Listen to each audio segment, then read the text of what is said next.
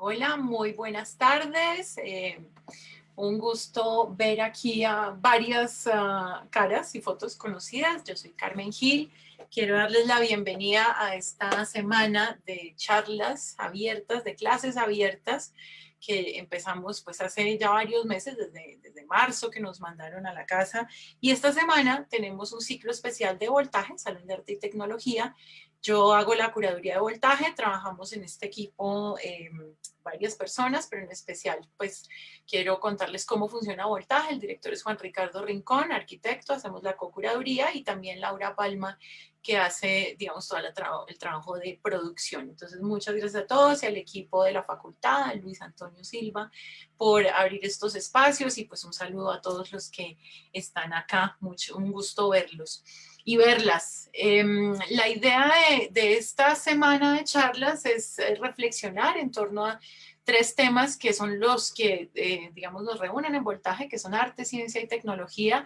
Hoy arranco yo con una primera charla que, digamos, habla un poco de el panorama de arte y tecnología en Colombia, de qué ha pasado. Digamos que somos un país que tiene una tradición tal vez 50 años más o menos, pero me interesa también hablar un poco de otros temas que subyacen detrás de lo que ha sido el proceso de curaduría de voltaje y de cómo estamos trabajando actualmente y de para dónde vamos este año. Entonces, hoy arranco yo, mañana tenemos de invitado a Paul Rosero, que es un artista ecuatoriano que ya pasó por voltaje. El miércoles tenemos a Laura Nieves y a Leo Núñez, que son argentinos. Nos van a hablar un poco de las relaciones entre el entorno y la periferia. Mañana Paul nos va a hablar, digamos, de las relaciones entre naturaleza, arte, ciencia, tecnología, un poco de su trabajo. El jueves está Brian McKern de Uruguay, que tiene un trabajo muy interesante alrededor del NetArt. Entonces vamos a hablar de Internet, vamos a hablar de NetArt. Patricia, hola. eh, Vamos a hablar de NetArt, vamos a hablar del momento en el que está Internet en este momento también, y de lo que están haciendo los artistas con Internet y en Internet en este momento, y de nuestra pues, como relación actual como sociedad. Y el viernes tenemos a Juan Ricardo Rincón, que nos va a hablar justamente de espacios postindustriales y escenarios para el arte, que es un tema que tiene que ver muchísimo también con voltaje. También es una invitación para que nos acompañen. La exposición se inaugura el 8, vamos del 8 al 18 de octubre, y estamos pues como siempre de la mano de Feria del Millón, que es nuestro aliado, ¿no? También. Darle las gracias a Fundación Telefónica, que nos apoya desde hace 7 años haciendo voltaje, a nuestra Facultad de Artes y Humanidades también, que es la casa, y obviamente también a nuestra sede virtual de este año, que es el Bronx Distrito Creativo, y al Institut Francés y a la Embajada de Francia, que como todos los años nos apoya para tener obras maravillosas. Yo voy a estar pendiente también del chat si hay preguntas, si alguien quiere saber algo más sobre algún tema, entonces podemos recoger las preguntas y nos ayudan también Lucho y Laura a hablar un poco de, digamos, cómo a recoger las preguntas que hayan también de pronto en el Facebook, ¿no? Estamos en live en varias plataformas. Voy a compartir mi pantalla y quiero empezar, digamos, un poquito desde una reflexión. Esta es una presentación que yo armé hace algunos años para hablar de la tecnología, que aquí está con la CH. Y a mí me interesan mucho estas preguntas, ¿no? Las estéticas, las poéticas, las políticas del arte y la tecnología. Creo que es un tema, este tema que nos reúne a nosotros, y en este año es todavía, digamos que mucho más complejo, y es ¿para qué nos ha servido la tecnología? ¿No? Yo hice ya 2 clases abiertas, una hablaba un poco sobre distopías, sobre la pandemia, sobre, digamos, estos momentos como que han sido tan trágicos en la historia de la humanidad, cómo generan otras cosas maravillosas, pero también cómo nos llevan a esos, digamos, lugares muy delicados. Luego hablé en otra mucho de tecnologías, de las diferentes revoluciones industriales, pero en el fondo para mí la reflexión de la tecnología siempre nos lleva a un punto ético y a un punto político, pero también a una reflexión poética. Les recomiendo mucho, digamos que nosotros en una de esas clases anteriores habíamos hablado de The Great Hack, por ejemplo, que era ese documental que está en Netflix, que hablaba sobre los escándalos de Cambridge Analytica, manipulación de información, etc. Recientemente se estrenó Social Dilemma, que habla mucho de para dónde vamos, ¿no? Entonces también digamos que en estas sesiones vamos a hablar un poquito de los pros y los contras de esa tecnología. Para hablar de arte y tecnología en Colombia, me interesa mucho primero hacer un panorama como de ciertos momentos del arte. Siempre voy yo a esta imagen que me parece súper importante porque cuando nosotros hablamos de arte y tecnología, hablamos de toda esa historia del arte y hablamos también de formas de representación y formas de creación. Yo navego a veces entre ideas muy disímiles y muy lejanas, pero me interesa muchísimo esta imagen de Gregorio Vázquez de Arce y Ceballos, que es tal vez una de las imágenes más importantes, digamos, el arte colombiano, pero también nos habla mucho de los ideales y de cómo se ha hecho arte durante diferentes momentos de la historia y de algo que es un punto de vista que se hereda, ¿cierto? Que a veces no es tan propio. Creo que el arte y la tecnología a nosotros en Latinoamérica nos ha ayudado mucho a encontrar una voz propia.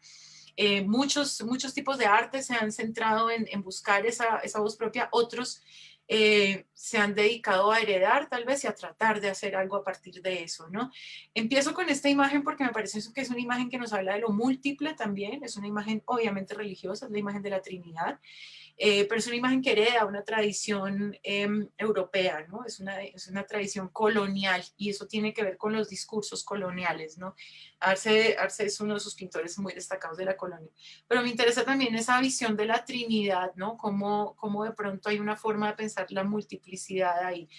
Quiero establecer ese punto, ¿no? El arte en América, en Latinoamérica, hereda claramente unos preceptos europeos, ¿no? Unos preceptos que vienen de la colonia. Empieza a encontrar su voz en algunos momentos, no puse todas estas imágenes porque las hemos visto, las imágenes de Humboldt o del sabio Caldas o las de la expedición botánica, son los primeros cruces con la ciencia, ¿cierto? Es la ciencia, el arte al servicio de la ciencia, pero es también el arte de representar un terreno que es nuevo, ¿no? Eso es lo que pasa en esos momentos de la historia que son muy interesantes. Traigo otra imagen al azar. Esta es una imagen de, no tan al azar, mi azar es planeado, ¿no? Esta es una imagen de Ricardo Gómez Campuzano, se llama La Hacienda y es de 1930. Y quiero llegar acá porque esta es una imagen que representa un ideal, digamos que nacional, ¿cierto? Un ideal local, un ideal de algo que ya no es esa representación de un discurso impuesto, sino más de una observación del entorno. Pero la pongo también porque en esta misma época es donde empiezan los discursos, digamos, divergentes, los discursos que empiezan a mirar a su propio origen. Y este es un tema que me parece muy interesante justamente porque ha sido muy polémico en las últimas semanas, ¿no? Son los discursos de resistencia, las voces que de pronto tratan de construir una mirada desde lo propio. Y esta es una imagen de Rómulo Rosso tallando a la Bachué, que es, digamos, uno de estos íconos míticos en la historia del arte colombiano, porque además también tiene que ver mucho con el episodio que vivimos hace poco en Popayán, ¿no? Que es esta estatua del cacique Pubén, también de Rosso. Son imágenes que para mucha gente son desconocidas, a menos que uno esté en el mundo del arte, no conoce mucho a Rómulo Rosso porque son personajes que por el establecimiento, digamos, de una hegemonía en un discurso de cómo debía ser la creación artística y de los discursos de lo correcto y lo incorrecto, pues se desaparecen en cierto momento. Hoy en día se ha reinterpretado mucho a partir de, por ejemplo, el proyecto Bachué, a partir de, por ejemplo, una memoria histórica, un estudio de memoria histórica, pero en algún momento esto se consideró como un arte degenerado, ¿no? Todo el arte que era de minorías, y aquí hablamos mucho de las hegemonías políticas del país. Como en Colombia siempre han habido unos discursos que tienen que ver mucho con clase y con política, que hablan de lo que es el arte que se debe consumir y lo que no. En algunos momentos también esto se vio como un arte atrasado, ¿no? Como representar estos íconos. Se habla mucho de clasismo y de racismo también. ¿Por qué empiezo con este contexto hablando de arte y tecnología? Porque siento que lo que se ha hecho en arte y tecnología en diferentes lugares del mundo, en especial en Latinoamérica, tiene que ver mucho con la reivindicación de esos pensamientos, de los pensamientos divergentes, de los discursos divergentes y de unas formas de producir, que tal vez lo vamos a hablar mucho más con Leo y con Laura el miércoles, que vienen desde los entornos y desde las periferias. También me parece que hay unos clichés a lo largo de la historia del arte, ¿no? Cuando uno habla de arte latinoamericano, aquí pongo a Carmen Miranda, ¿no? Yo me llamo Carmen, entonces muchas veces cuando uno viaja le dicen, ay, Carmen como Carmen Miranda, ¿no? Entonces es este ideal de lo exótico, ¿no? ¿Qué pasa con ese ideal de lo exótico y qué pasa con esos deberes hacer o deberes ser? todo esto lo voy a como amarrar un poquito más adelante, voy soltando unas ideas acá que son muy curiosas. También porque está esta idea de lo exótico, ¿no? Y está en todas estas imágenes que iba mostrando, ¿no? Lo exótico está justamente en el discurso de Rosso, está también en el discurso del campo de Gómez Campuzano, que es otra línea muy diferente pictórica, pero lo exótico va a ser parte de lo latinoamericano. Y eso nos lleva también a estos discursos políticos, ¿no? Las reflexiones sobre los medios y los medios cómo han construido una imagen de lo que es Latinoamérica y de lo que es Colombia, ¿no? Con lo que hemos tenido que luchar durante muchos años y seguimos hoy en día. Este es un filme, a mí me encanta mucho ver filmes efímeros, esto se llama Journey to Banana Land. Si les interesa, fíjense que yo aquí saqué varios fotogramas, está al final firmado por la United Fruit Company, que tiene que ver mucho con un episodio muy importante en la historia de la violencia en Colombia, que es la masacre de las bananeras, que nos han contado muchas formas. Y es un filme que lo encuentran en los Preligerant Files, en el archive.org, que es un archivo muy interesante de dominio público, que ha tenido, digamos, varios problemas ahora en pandemia por liberar sus archivos, ¿no? Habla mucho de cómo se ve Latinoamérica. Fíjense que yo lo que hice acá fue tomar unos fotogramas. Aquí nos habla de ese ideal, ¿no? De esa tierra prometida llena de plantas exóticas. Dice que vayamos a conocer a la Media América, cómo viven y cómo crecen los bananos, y nos muestran las diferentes ciudades, el café, el campo, ¿cierto? Y luego Estados Unidos y el consumo. Perdón, me pasé de imagen. Ya vieron la anterior, ay, perdón, se enloqueció mi Zoom, listo, mi presentación. Y fíjense que nos muestran en varios fotogramas, ¿no? Y esta es una representación audiovisual, es un filme de estos de propaganda, ¿no? Cómo los campesinos trabajan, los trabajadores luego mandan estos bananos a Norteamérica. Aquí vemos un grupo de afroamericanos, otra vez el discurso colonial, y acá ya la familia blanca muy feliz sirviendo las bananas, ¿no? Entonces nos habla de estereotipos y de íconos y de formas de representar. Este episodio de las bananeras nos lo cuenta García Márquez, ¿no? Y nos lo cuenta Débora Arango también. Y una vez más, esto es el arte que no es, ¿cierto? Es el arte, digamos, degenerado. Laura nos puso acá en el chat el link al Journey to Banana Land. Es un filme realmente bien interesante. Por acá hay un comentario en el chat de cómo le dicen a alguien Charlie Brown. Y bueno, por ahí otro amigo me contaba que le decían, no le pueden decir por su nombre, no le decían Jaime, sino Jamie. Entonces, fíjense esas ideas, ¿no? Cómo construimos nuestra identidad. Esta imagen es muy interesante porque es esa masacre de las bananeras hecha por Débora Arango, ¿no? Y es la idea de contar también ese episodio, ¿no? Entonces, cómo nosotros como país, como artistas, hemos construido unos discursos, digamos que a partir de narrativas, a partir de contar nuestras historias, ¿no? Luego vuelvo, digamos, como un poco a retomar estos temas. Esto es en parte para pensar un poco en de qué hablamos nosotros, de qué hablamos los artistas colombianos.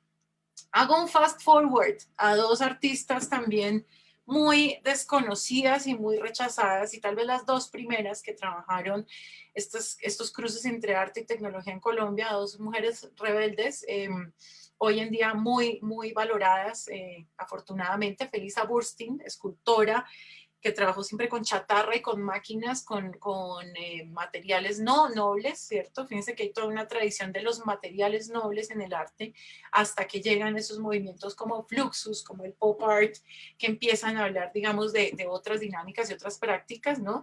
Jacqueline Noa, compositora, una de las primeras mujeres compositoras en Colombia, y trabajó con procesos electrónicos, hicieron obras conjuntas también. Y creo que aquí hay un punto muy interesante, porque esto también en su época fue arte incorrecto, ¿no? Y me parece que es importante pensar cómo todo esto, el trasfondo de todo esto es que en algún momento hay alguien que dice que qué es arte y qué no es arte, ¿cierto? Y qué es lo que se compra y qué es lo que se vende y para qué sirve. Muchas experiencias de las que construimos nosotros alrededor de esta relación entre arte, ciencia y tecnología son experiencias, son efímeras, ¿cierto? Son espacios, digamos, que se pueden habitar momentáneamente, son obras que se montan por un lapso corto de tiempo. Voltaje es un salón que dura 3 días normalmente cuando lo hacemos físicamente, en este caso va a durar 10, ¿cierto? No son obras que son, digamos, comprables muchas veces, ¿no? Que son más de experiencia. Pasa mucho también en este momento del arte, ¿no? Felisa Ursin y Jacqueline Nova pertenecen a esa generación que empieza a producir fuertemente al final de la década de los 60. Es donde yo marco esos 50 años de arte y tecnología en Colombia, con discursos muy fuertes sobre el género, sobre el papel de la mujer, sobre el papel del arte, ¿cierto? Burstyn perseguida políticamente, ¿no? Se tuvo que exiliar, murió en París. Nova murió de un cáncer muy joven. Su obra ha sido redescubierta últimamente, digamos, gracias a un grupo de mujeres también, sobre todo está Ana María Romano, que es una música, compositora muy importante en la escena colombiana, también egresada de los Andes, y acaban de hacer varios documentales que hablan un poco de eso, ¿no? Uno justamente lo hizo María Angélica Valencia Mange, Valencia, exalumna nuestra de la maestría en Artes Plásticas, Electrónicas y del Tiempo, que es VHS, Mujeres Compositoras, donde hablan un poco de Nova. Y hay otro documental nuevo hecho por Santiago Gardeazabal, ¿no? Por un equipo de gente maravillosa que, digamos, en un tono un poco humoroso nos habla también de la historia de Nova. Aquí marco yo, digamos, este cambio, ¿no? Mientras por un lado está ese rechazo a ese tipo de arte que no se consideraba santo, ¿cierto? Que hablaba mucho de la realidad colombiana, como Débora Arango, que fue excomulgada. Estaba el otro tipo de arte que venía mucho de esos modelos, digamos, de lo que era el arte moderno europeo, que en Colombia está representado por figuras gigantescas, ¿no? Como Rayo, como Ramírez Villamizar, como Botero, por ejemplo, que es el de un establecimiento, ¿no? No juzgo para nada, pero sí digo que hay otras cosas que no están en ese establecimiento y en eso que está visto como lo correcto, ¿no? Este tipo de obras, por ejemplo, estas camas de Burstyn son unas camas que ellas, algunas de estas obras se llaman las histéricas, ¿no? Fíjense, ahí está toda esta idea también de lo femenino, de la histeria, del útero, de esa rebeldía, y las obras de Nova, que son obras pues que son bien interesantes. Ahora vemos un poquito de estas imágenes, ¿no? De las obras de ellas. También digamos que para la década de los 60 se empieza a ver mucho cine experimental en Colombia. Estas imágenes son de un proyecto maravilloso que se encuentra en la red, que es una investigación que hizo Marta Lucía Vélez hace un poco más de 10 años, donde empieza a hablar de cine experimental. Aquí están, por ejemplo, filmes como Rapsodia en Bogotá, que es un filme maravilloso, experimental, que creo que muchos lo han visto.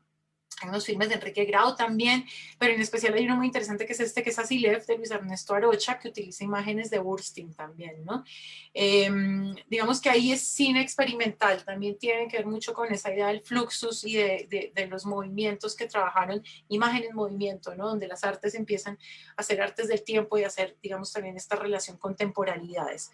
Y luego ya, digamos, que vienen esos otros movimientos de cine como Caliwood, que también se le debe muchísimo a ese movimiento de Caliwood en pensar otras formas de hacer arte en Colombia, ¿no? Ahí está, por ejemplo, Luis Ospina, que está cumpliendo un año de muerto en esta semana, Gis Charalambos también, Patricia Restrepo, y bueno, y Ospina y Mayolo con Agarrando Pueblo.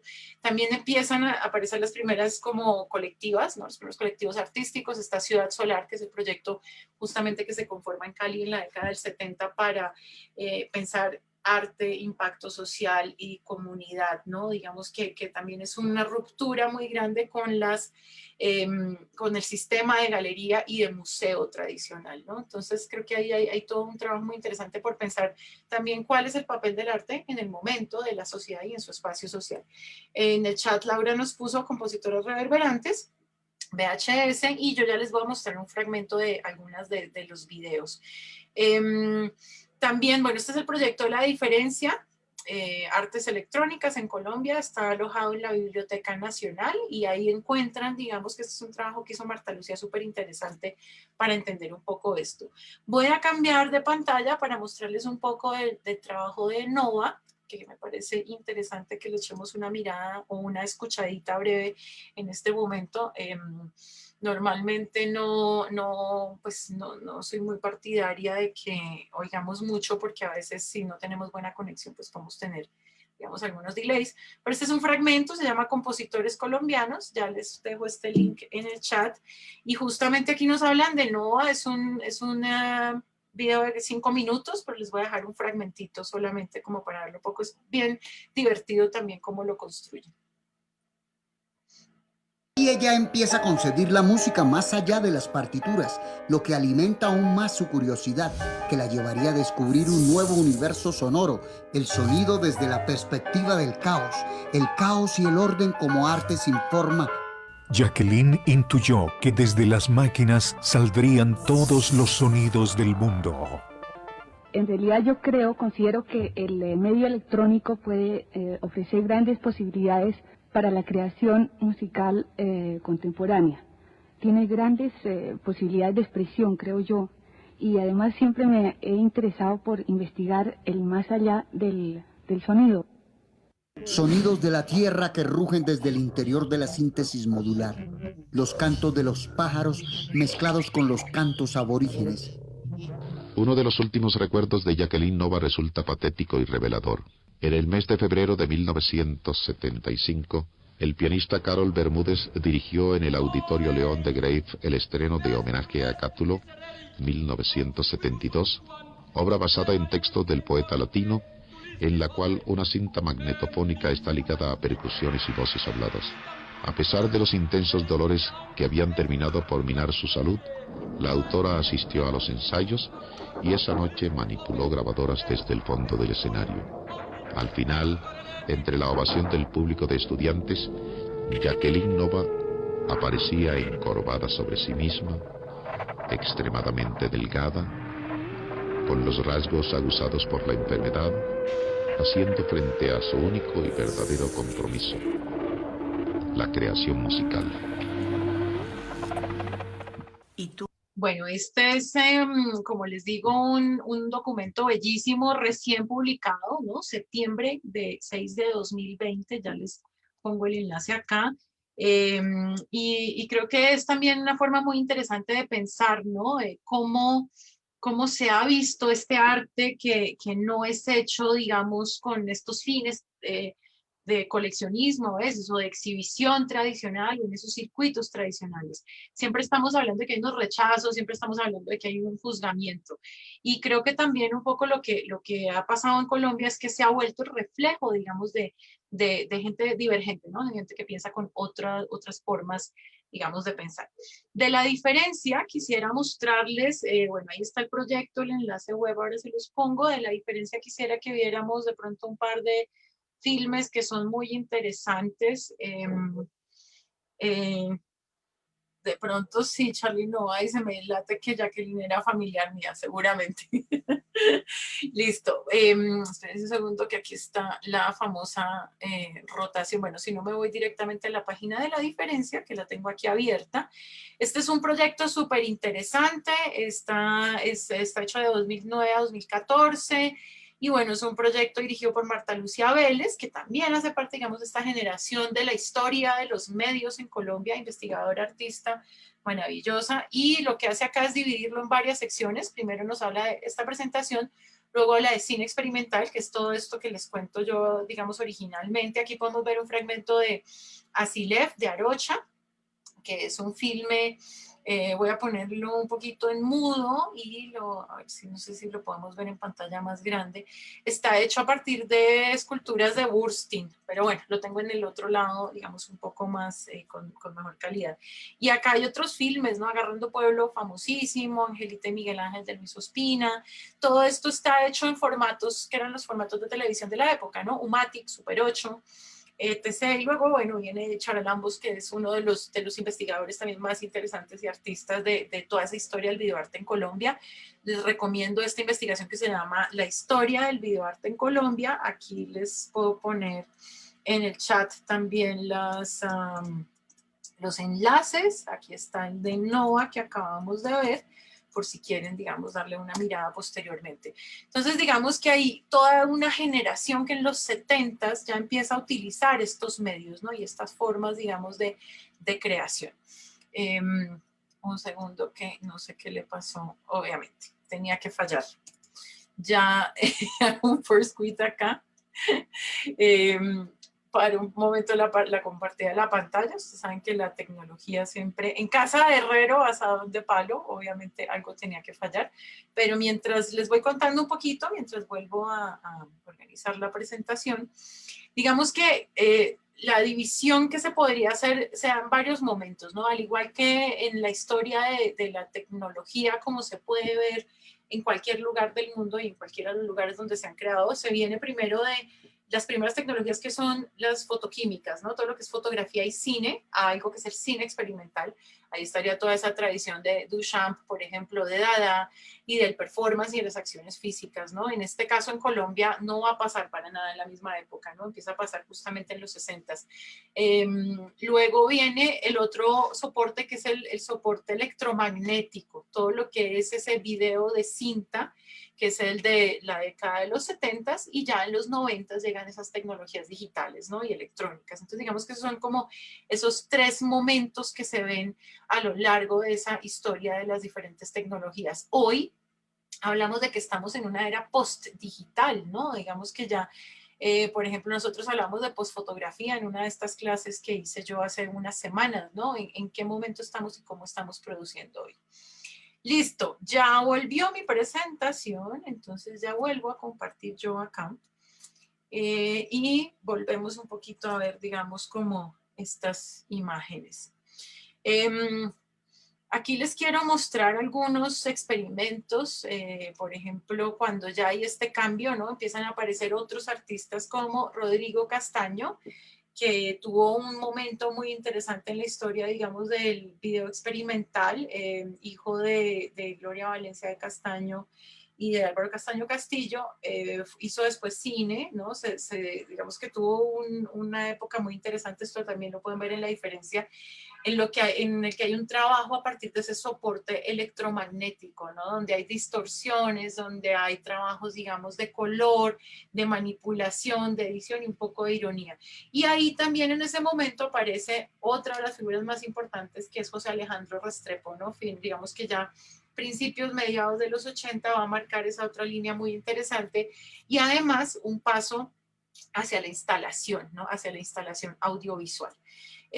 También están aquí, bueno, encuentran a Karen Lamazón, que Karen Lamazón hace parte de ese grupo de Caliwood, ¿no? Súper importante, una artista maravillosa con una obra prolífica, muchísimo en pintura sobre todo, pero con dos ejercicios que yo conozca, estos dos, que son en videoarte muy, muy interesantes. Y luego están Mónica Farbiars y Marta Lucía Vélez, justamente. Entonces voy a mostrarles un fragmento de estos ejercicios que son realmente bien, bien interesantes. Entonces primero vamos a ver este, que es el de Karen.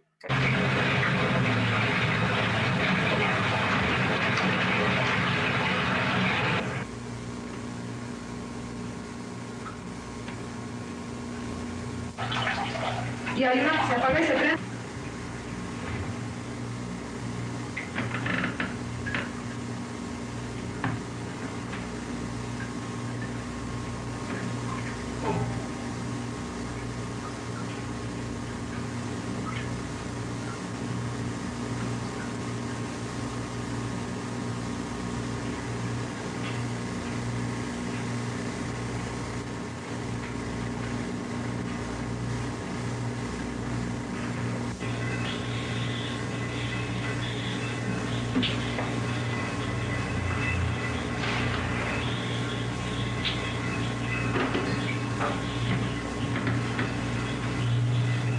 Voy a adelantar un poco a otras imágenes donde hay un trabajo de torno.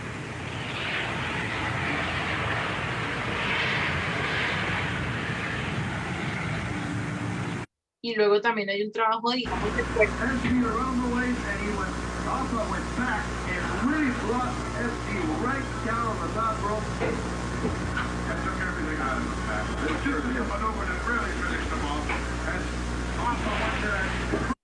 Bueno, aquí dejo de fondo, digamos, el trabajo de Karen, que es súper interesante porque está entre el videoarte y lo instalativo, ¿no? Y como una idea también del autorretrato y del interior y del espacio íntimo, que es súper interesante, ¿no? Como en toda la obra de ella. Y este es el de Marta Lucía Vélez y Farbiás. Vamos a ver también un fragmento de este tiene que ver un poco más con videodanza.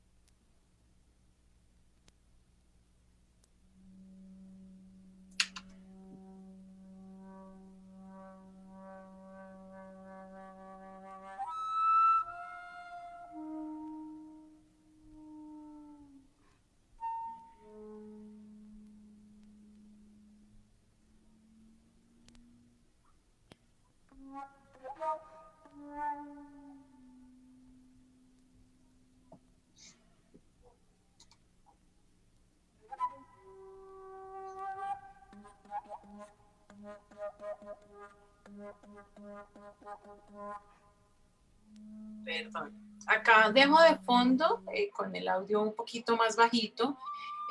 Claramente aquí hay un guiño un poco a Martha Graham, ¿no? En toda esa idea de los performances de Graham y de el famoso filme donde ella hace toda esta coreografía con el traje violeta, ¿no? Es muy interesante también la relación del cuerpo, ¿no? Fíjense que aquí están esas características que son cuerpo, espacio, tecnología, movimiento, iluminación, etc., ¿no? Y luego, bueno, está esta instalación donde hay proyecciones también, ¿no? Como una especie de trabajo, digamos, de mapeo de imagen, ¿no? Entonces, creo que son obras que es importante verlas en retrospectiva y pensar un poco cómo se articulan a los discursos contemporáneos. Digamos que mucha gente piensa que todo este tema de las tecnologías y estos espacios multimediales es mucho más reciente, ¿no? Fíjense que acá estamos viendo ejercicios y proyectos que tienen casi 40, 50 años, ¿no? En Facebook pregunta Cata del Mar por Gabriela Samper, no la reseño, pero sí hay cine experimental maravilloso y súper interesante, ¿no? Creo que realmente son unos movimientos que vale la pena revisar en retrospectiva, que se están revaluando muchísimo. En su época, digamos que como todo este tipo de creación, pues caía en estas áreas grises, ¿no? En algunos museos y en algunos espacios en los 70 empezaron a mostrarse algunas cosas, por allá en la Bienal de Cortejer, por allá también en el Museo de Arte Moderno, a partir de una exposición que se hizo, se generó, digamos, un movimiento pues como un poco más enfocado en este tipo de experiencias, ¿no? Bueno, voy hacia adelante y les muestro esta obra que me parece muy interesante, es de un dibujante, artista que se llama Gonzalo Fuenmayor, está ahorita exponiendo en la Galería del Museo, y hablo un poco, pues él trabaja mucho dibujo y como representación de esas mediaciones entre las tecnologías y los discursos de representación. Aquí vuelvo otra vez a las imágenes del inicio, y es el exotismo, ¿no? Cómo nos muestran el exotismo otra vez latinoamericano. Si se fijan, estas obras que acabamos de ver son todas de vanguardia, ¿no? Y son todas obras muy experimentales en cuanto a imagen, no se pueden, digamos que encasillar en una forma de hablar de lo que tradicionalmente debería ser el latinoamericano, porque están apuntando, digamos, a otros lenguajes y otros discursos universales que vienen justamente de esos movimientos y se reinterpretan desde acá, ¿no? La obra de Fuenmayor es muy interesante porque él habla un poco de esos, dibuja mucho bananos y plátanos y como toda esa idea del exotismo, y es una obra que tiene que ver mucho con esa forma de representar, ¿no? Me gusta mucho cómo se media a partir, digamos, de la tecnología, pero desde algo que es dibujo. Pero lo pongo ahí para hablar de José Alejandro Restrepo, aunque están en dos épocas muy diferentes, ¿no? Fuenmayor es un artista que en este momento tiene unos 40 años, ¿no? Pertenece, digamos, a esa generación X, ¿no? Que empieza a trabajar después, pero me parece interesantísima esa reflexión. ¿Por qué por José Alejandro? Porque José Alejandro Restrepo representa, creo que ese paso, ¿no? Que es bien interesante entre salir de la pantalla, ¿cierto? Y creo que esa ha sido esa otra búsqueda muy importante en los medios, y salir de la pantalla con discursos muy interesantes que tienen que ver, digamos, con las reflexiones socioculturales, políticas, religiosas, ¿no? Que hablan un poco de nuestros espacios. Y justamente quiero hablar de esta obra, que es La Musa Paradisiaca, y fíjense que aquí está otra vez ese mismo plátano o banano de la United Fruit Company, que los que representa obviamente Fuenmayor, pero desde otra perspectiva muy interesante, ¿no? La Musa Paradisiaca es este famoso grabado donde están una mujer bellísima al lado del plátano, ¿no? Y la flor en este caso pende hacia abajo, pero lo que hace Restrepo es reemplazar esa flor por unos televisores que nos muestran imágenes de noticieros colombianos, ¿no? Escenas de violencia. Creo que ahí hay unas preguntas muy importantes, y es que digamos que este arte de los medios en Colombia se ha encargado muchas veces de contar historias que no nos cuentan los medios tradicionales, ¿no? Yo creo que tienen que ver mucho con apropiación, con relecturas y con simbolismos, ¿no? Que están muy arraigados como en el quehacer de las artes latinoamericanas, ¿no? Sobre todo creo que son discursos que nos ponen a pensar muchísimo. Esta es una obra absolutamente sensorial. Yo no sé si ustedes han visto esta instalación en vivo y en directo. Cuando se instala por primera vez en la exposición, los racimos están completamente verdes y al final de la exposición se han podrido y se han ennegrecido, ¿no? Entonces hay toda una idea también de la temporalidad como un elemento poético del discurso que nos ayuda a construir, digamos, esa relación de espacio, ¿no? También son obras que fíjense que están hechas para ser experimentadas, ¿no? Yo les puedo contar qué pasa en la fotografía, pero realmente uno tendría que verlo. Y si se fijan, en el piso hay unos espejos, que es donde se ve lo que está reflejado en estos televisorcitos de tubos catódicos que están pendiendo verticalmente, ¿no? La obra de Restrepo está llena de estos cruces, ¿no? Está llena de discursos, está llena, digamos, de reflexiones sobre nuestro momento, trabaja muchísimo con material de archivo, ¿no? Digamos que acá en todos estos artistas empezamos a encontrar unos cruces en los que se empiezan a construir, digamos, esas otras reflexiones, ¿no? Esa es obra de los 80s, 90s, realmente José Alejandro sigue siendo muy activo hoy, tiene trabajos súper interesantes. Hace un año estaba en el parqueadero en el Museo del Banco de la República con una instalación muy, muy interesante también, donde hay unas reflexiones muy interesantes sobre religión, política, sociedad, cultura, etc.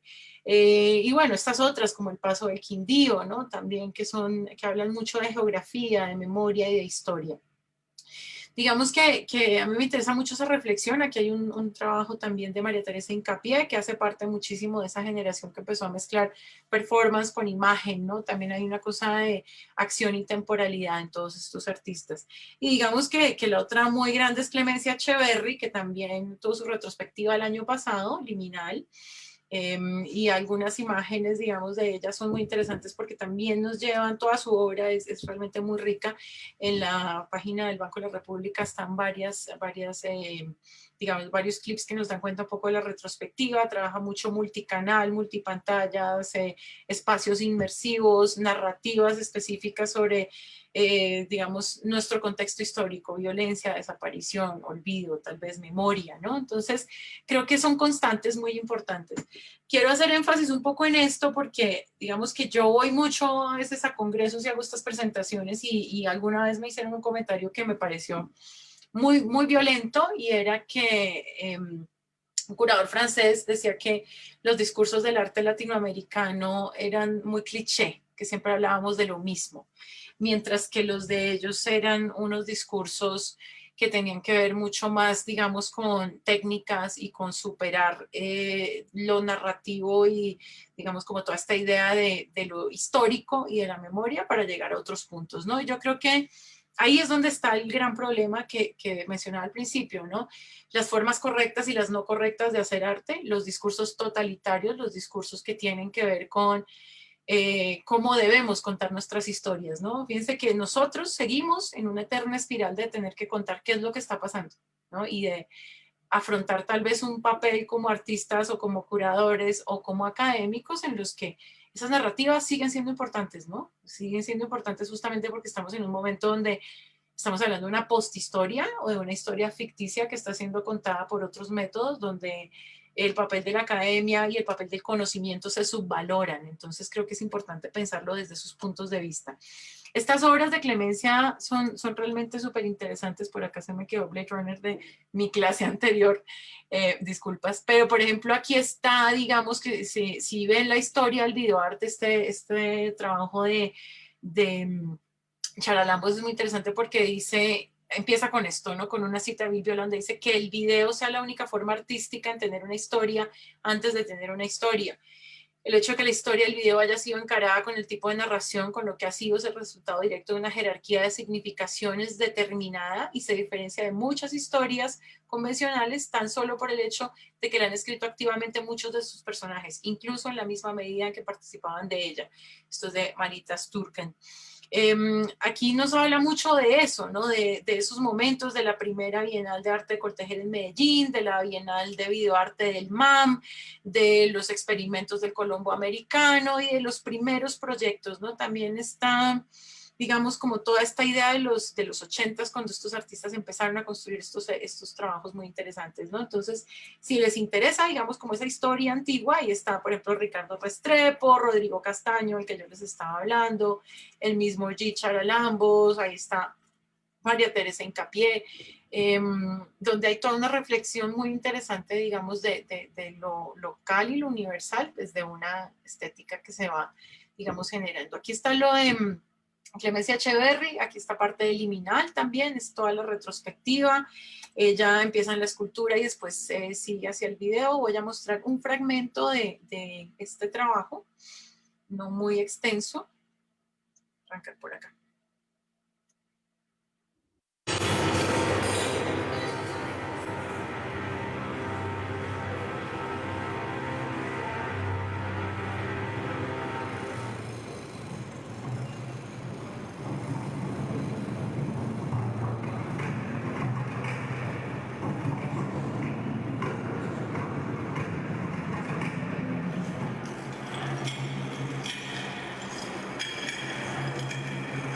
Acá estamos viendo parte de la retrospectiva, están los proyectos. Si no alcanzaron a ver la retrospectiva, pues chévere que le echen una mirada, digamos, a este registro que está en la página de Clemencia. Ahí nos cuenta un poco toda digamos, la aproximación que hace a sus narrativas, a sus formas de construir, a las diferentes técnicas, ¿no? Yo creo que también otra cosa que es muy interesante en todo este trabajo de medios es la técnica, ¿no? La técnica no es, como les decía un poco al principio, no es efecto especial, es poética. La idea de construir espacios inmersivos, espacios a partir de sonidos envolventes, o de pensar la imagen como escenario, ¿no? Pensé que aquí están estas famosas imágenes de los desastres, ¿no? Entonces, ¿cómo se cuentan esas historias? También creo que es muy interesante, ¿no? Está esa idea también constante de la memoria en las obras de Echeverry, pues, sobre todo, ¿no? Y en cómo contamos nuestro propio conflicto. Entonces, ahí están, ¿no? Las museografías también son interesantes. Son obras que están hechas para ser experimentadas, son obras que están hechas, digamos, para lograr habitar un espacio durante un momento, ¿no? No son obras que se perciben en la quietud, sino justamente en un intercambio. Ahí está, pues, Clemencia Echeverry, se los podemos compartir acá en el chat también. Esta es su página, clemenciaecheverry.com, y acá la voy a poner yo en el chat de Zoom, y si me ayudan de pronto a ponerlo después en el de Facebook.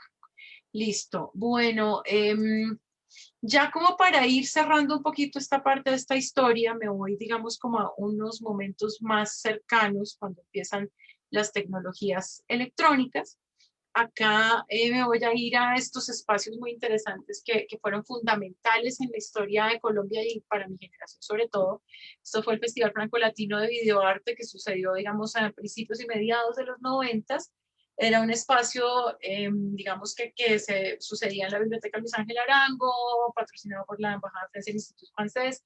Entonces empezaron a traer muchos trabajos de videoarte de diferentes lugares del mundo, y eso, digamos, que impulsó muchísimo a toda esa generación de los 90 a buscar esas otras formas de expresión. Para el año 97 se funda el Festival de la Imagen en Manizales, y nosotros en el departamento de los Andes, el área de medios electrónicos y artes del tiempo, conocida como MEAT para muchos, de donde pues, trabajo yo en este momento, y que empieza a formar varias generaciones de artistas que ya hacen esa transición, digamos, que vienen un poco de estudiar artes, pero empiezan a trabajar en artes electrónicas, ¿no? En parte también, digamos, en los Andes por Miriam Luisa Díaz, que es nuestra actual directora de departamento, que viene de París de hacer una maestría en creación numérica, como le dicen ellos allá, las artes numéricas, y hace esa primera área de medios, ¿no? Entonces está Los Andes, Manizales, con el Festival de la Imagen, que ya tiene más de 20 años, los festivales francolatinos, esta muestra que se llamó Televisión, que fue muy interesante, como la primera muestra de artes electrónicas, donde daban trabajos, digamos, de multimedia, CD-ROM, animación, producidos electrónicamente en computador. Y ya para 2003, 2012 y 2013 hace Artrónica, que es una muestra internacional de artes electrónicas que tenía lugar en una parte del Teatro Colón y otra en la Luis Ángel Arango. Muchas con el patrocinio, por ejemplo, del Goethe Institute, ¿no? Digamos que hubo siempre mucha influencia de algunos agregados culturales que venían con esa idea, digamos, de mostrar también estos otros terrenos, ¿no? Ahí ya luego está Experimenta Colombia, que sucede en 2005, donde hay otros ejercicios muy interesantes. Y luego aparece esta primera muestra de NetArt, que fue muy interesante entre 2007 y 2008, que la curó Juan Davis. Ahí está el enlace, está todavía en Banrep Cultural, se llama Arte en la Red.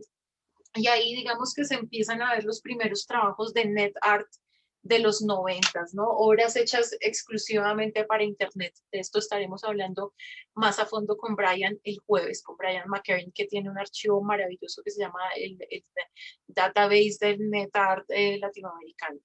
Y acá, bueno, hay nombres, pues ya hablamos, Clemens Echeverry está acá, por ejemplo, por ahí está, digamos, Andrés Burbano, Jaime Iregui, Cintia Lawson, Santiago Ortiz, matemático, ¿no? Ahí estoy yo en algún momento también. Bueno, digamos que varios artistas que hoy seguimos trabajando en medios, y lo que es muy interesante es que todo esto eran ejercicios para la red. Hay varias preguntas de fondo que son muy interesantes, y es que digamos que para toda esta generación de artistas que trabajamos en la red, esta se volvió como una forma de desligarse de los espacios tradicionales del arte y de las galerías, ¿no? Para muchos de nosotros era muy difícil entrar a un esquema de galerías en esa época, en los 90, porque cómo se vende esto, ¿cierto? ¿Qué pasa con las artes electrónicas? Si es un CD-ROM, ¿cómo funciona? O lo puedo exponer, ¿cómo lo expongo? La gente cómo lo viene a ver, ¿no? Hay que interactuar.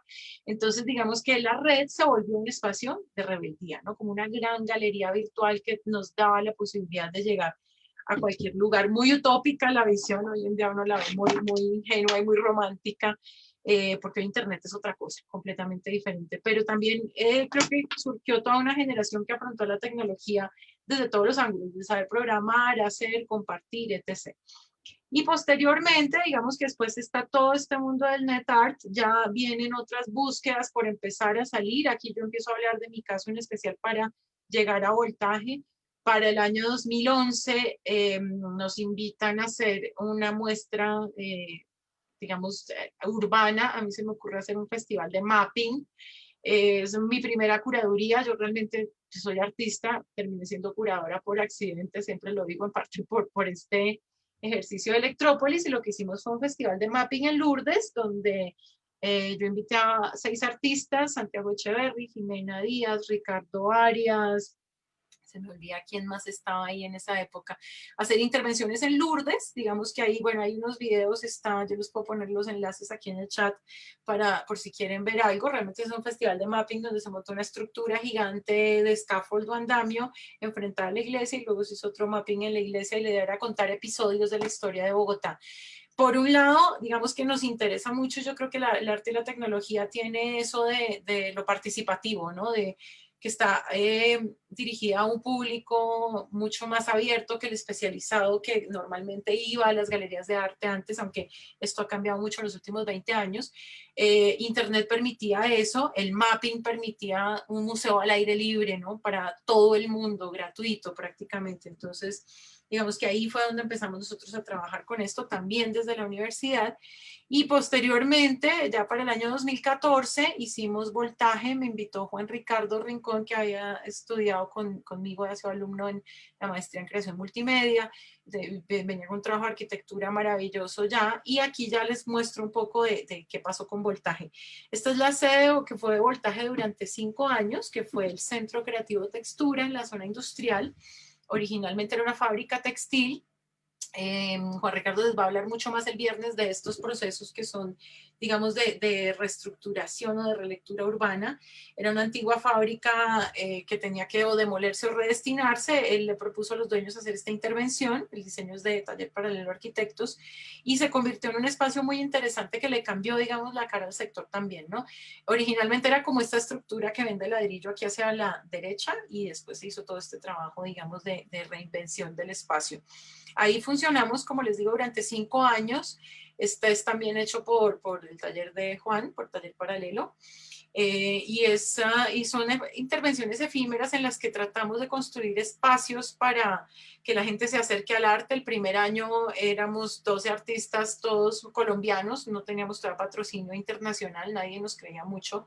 Hicimos esto como llamando a los amigos y tratando de montar obras, digamos, que tuvieran un discurso alrededor de la tecnología. Estuvo Adriana Salazar, que hace, digamos, máquinas inútiles, Carlos Bonil, que trabaja a partir, digamos, mucho de rehacer con tecnologías un poco arcaicas, yo que tenía un trabajo de reflexión pues sobre la publicidad y los ideales de belleza, que tenía una beca que me ha ganado el Ministerio de Cultura, Juan Melo, que tiene unos robots maravillosos que llama Tecnológicos Precarios, que están hechos con balso, con totumos, ¿no? Digamos como esa cosa del high-tech, low-tech, o Miguel Juan, que también trabaja mucho con materiales recolectados y reensamblados, ¿no? De Ricardo Arias, Arte Sonoro.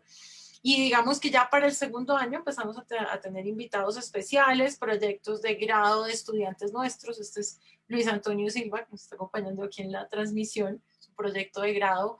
O, por ejemplo, un artista francés que es Pascal Dombis, o Gilberto Esparza, mexicano, que ha ganado Ars Electrónica el año anterior.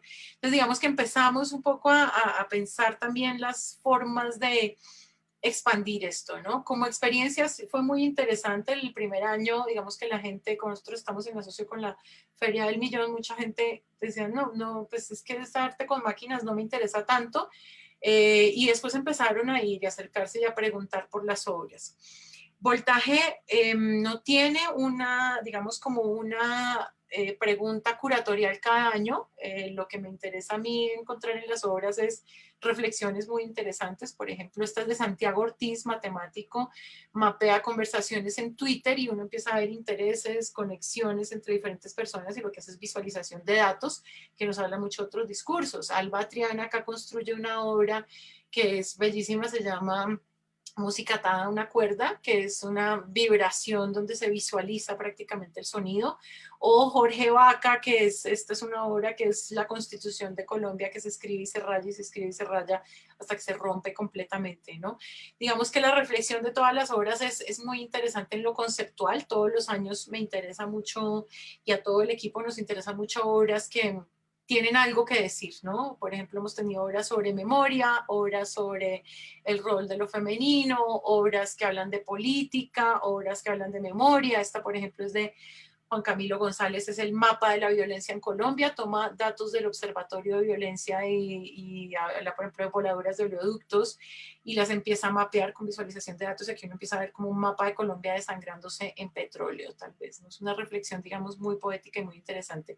Otras son máquinas, digamos, que nos conmueven mucho, ¿no? Que son máquinas inútiles donde uno puede escuchar el agua o el viento, pero que realmente dejan un mensaje, ¿no? Yo creo que lo interesante de la tecnología es eso.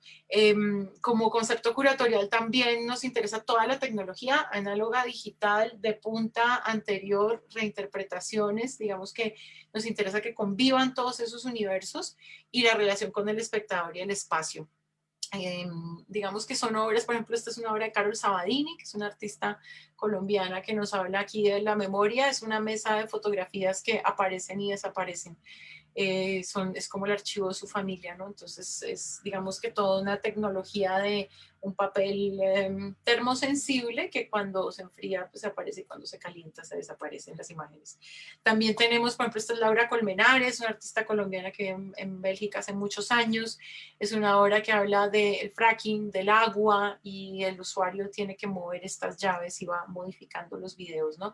Nos interesa mucho la interacción o el sonido. Esta es una pieza de Jorge Barco, que es un artista de Medellín, que hace, digamos, aparatos sonoros muy interesantes. Estos son con los discos de Pirita, por ejemplo. Y bueno, y obras que también, digamos, a veces parecen no tener sentido. Esta es una pared que mucha gente pasaba y veía y no tenía absolutamente nada, sino hasta que alguien se acercaba a oírla y nos contaba, digamos, la historia del lugar a partir de un sistema de micrófonos y de parlantes que hablaban, digamos, de esa memoria del lugar. Obras que nos invitan a hablar, como Fala, de Rayane Cantón y Leonardo Crescenti, que es una obra en la que uno habla en un micrófono y un montón de celulares le responden en diferentes idiomas, ¿no? Que hablan también, digamos, de la multiplicidad de voces y de discursos. Pasamos de tener como unos tal vez 3.000 visitantes el primer año a tener 15.000 el año anterior. Este año vamos a ver cómo nos va en redes. Y acá hay algunas imágenes, digamos, de lo que ha pasado en los Andes durante los últimos años, que son los espacios que se han construido alrededor de Voltaje. Ya para cerrar, no sé si hayan preguntas por ahí. Me gustaría, pues bueno, les dejo la página que es voltaje.co. Puedo hablarles de un par de obras que pues en estos siguientes días vamos a estar conversando con algunos artistas. Dejo acá de fondo el video de lo que pasó el año pasado, que fue en el San Juan de Dios.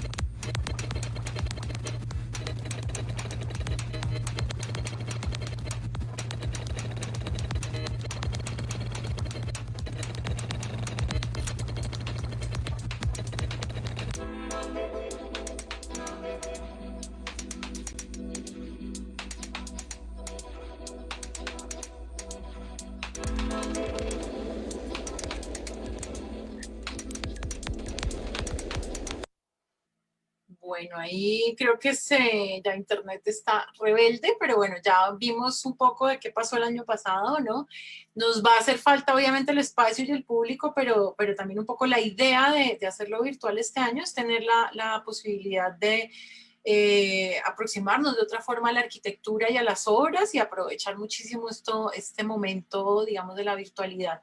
La gran reflexión es, esto se lo dedicamos a Camilo Jiménez, que nos dejó el año pasado, muy tristemente, un personaje muy cercano a nosotros en todo el equipo.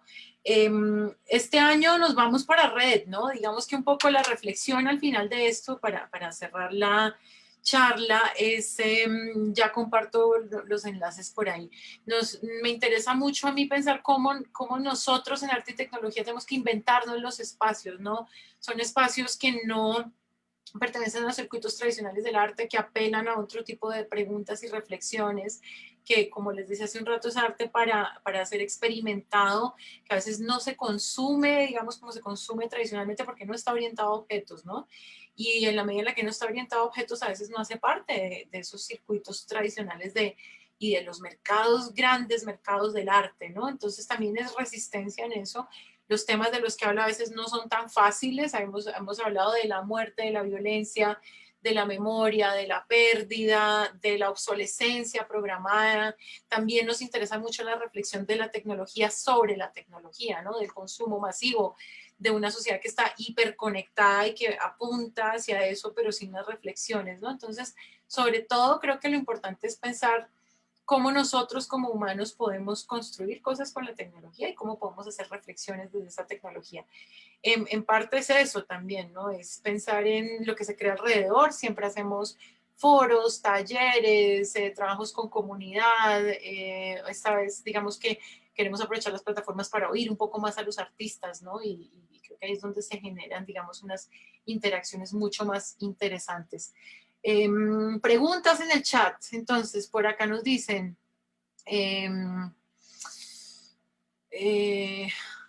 la página de la diferencia, Julián, sí, ya te la mandamos. Una pregunta del chat. Además de universidades y del Banco de la República, ¿desde qué otros lugares se está apoyando la intersección entre arte y tecnología?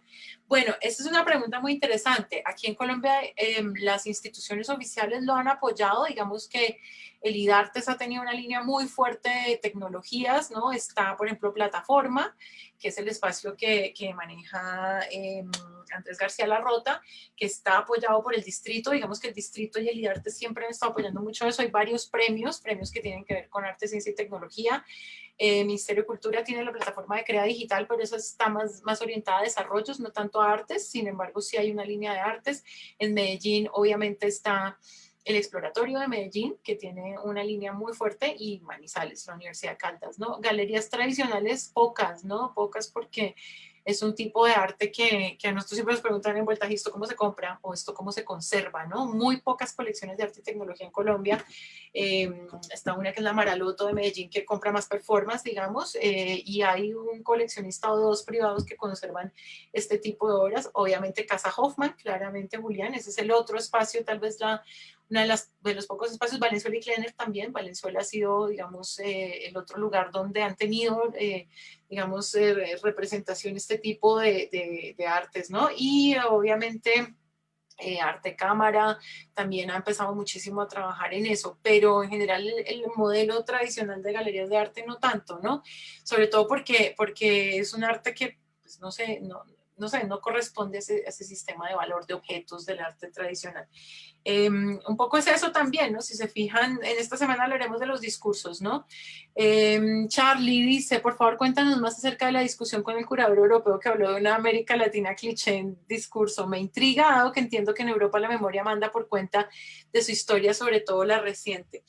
Yo creo que es un tema muy delicado ese, digamos que la discusión con este curador fue muy aburrida porque un poco lo que decía era que le parecía muy primitivo que el discurso no fuera tan abstracto, sino que fuera tan figurativo, ¿no? Como tan hablando de siempre los mismos temas, decía. Siempre tienen que hablar de la violencia, siempre tienen que hablar de el desplazamiento o de la memoria o de las minorías, porque mucho de ese arte europeo se enfoca en otras preguntas, aunque hay otro que no, hay uno muy comprometido. En este año hemos visto cosas maravillosas en muchos espacios, lo que ha pasado por ejemplo en Arte Electrónica, que hablaron mucho de naturaleza. Otra gente dice que los artistas no tienen por qué tener una, digamos, misión social o de reflexión.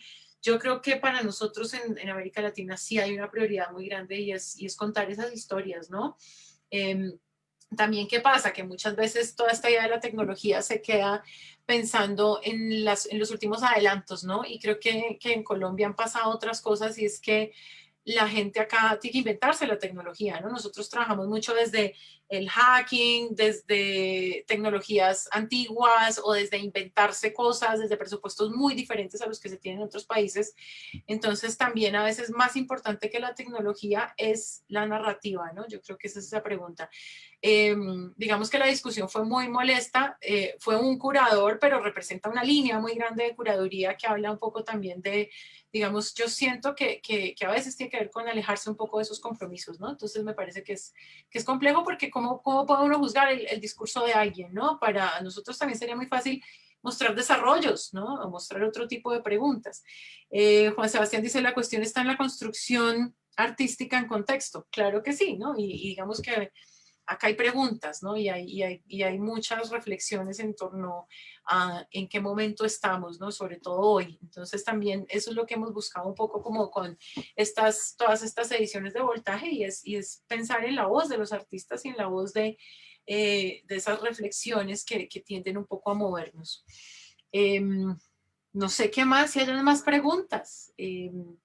Pues por lo pronto vamos a estar toda la semana, todas las visiones muy diferentes. Yo hoy hice como este panorama que abre un poquito la discusión sobre qué tipo de arte hay. El focus de esta semana es Latinoamérica, precisamente era importante eso, aunque en la muestra tendremos artistas de diferentes lugares. Tenemos Francia, Portugal, México, bueno, está Uruguay, está Argentina, Colombia, tenemos también varios proyectos. Y bueno, cada uno tendrá una visión muy diferente también, ¿no? Y la idea era un poco pensar este momento, ¿no? Hay diferentes discursos a partir del momento. Si no hay más preguntas, pues... Luis Antonio, ¿cómo se piensa el espacio público desde el arte y la tecnología teniendo en cuenta esa condición de efímero?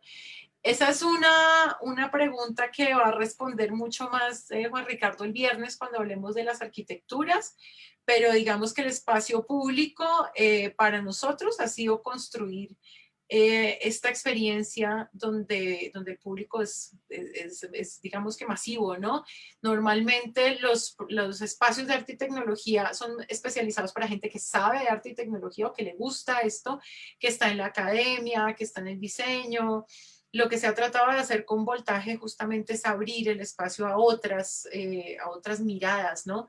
Digamos que nosotros siempre, cuando montamos la exposición, estamos en la misma semana de Arbo, de Odeón, de Barcú, y siempre nos han dicho que es muy diferente a todo lo que se ve, ¿no? Porque es un espacio donde primero no estamos vendiendo nada, estamos entregando experiencias donde se está hablando con la gente. Son obras que nosotros siempre tenemos algo que llamamos la mediación, y es gente que está contando cómo están hechas las obras. Muchas veces están los mismos artistas. Entonces digamos que eso es lo público, ¿no? Lo público no es solamente el espacio, sino la relación que se crea con esos públicos que ya en los últimos años dicen, yo voy a ver Voltaje, ¿cierto? La diferencia del primer año donde decían, no, eso no me interesa porque está ya oscuro y hay una cantidad de máquinas que no sé qué son. Ya la gente empezó a entender el discurso y empezó a entender la experiencia, que es otra completamente diferente, ¿no? Entonces creo que ahí es donde pensamos un poco lo público como una experiencia, ¿no? No como algo permanente en el espacio, sino como algo que va, digamos, en otra línea, ¿no? Y en otra forma de relacionarnos como seres humanos. ¿Qué me parece la obra de Ícaro Sorbar? Me parece una obra interesantísima. Estoy detrás de Ícaro hace varios años para Voltaje, pero tenemos que esperar a que vuelva medianamente lo físico para tener a Ícaro, ¿no? Ícaro no está en Colombia, entonces, pero es también otro de los artistas maravillosos en arte y tecnología en Colombia, no solamente que está viviendo, creo que está en Suecia, si no estoy mal.